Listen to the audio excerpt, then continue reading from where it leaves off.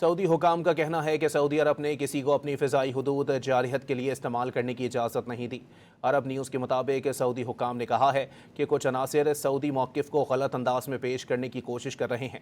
حکام کے مطابق پروجیکٹ فریڈم کے آغاز پر سعودی عرب نے امریکی افواج کے لیے اپنی فضائی حدود بند کر دی تھی، تاہم آپریشن روکنے کے اعلان کے بعد سعودی حکام نے یہ پابندی ہٹا دی ہے۔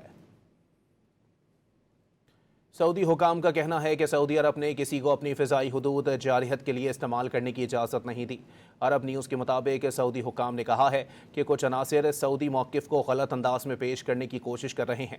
حکام کے مطابق پروجیکٹ فریڈم کے آغاز پر سعودی عرب نے امریکی افواج کے لیے اپنی فضائی حدود بند کر دی تھی، تاہم آپریشن روکنے کے اعلان کے بعد سعودی حکام نے یہ پابندی ہٹا دی ہے۔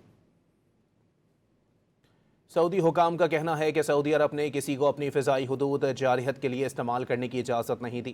عرب نیوز کے مطابق سعودی حکام نے کہا ہے کہ کچھ عناصر سعودی موقف کو غلط انداز میں پیش کرنے کی کوشش کر رہے ہیں۔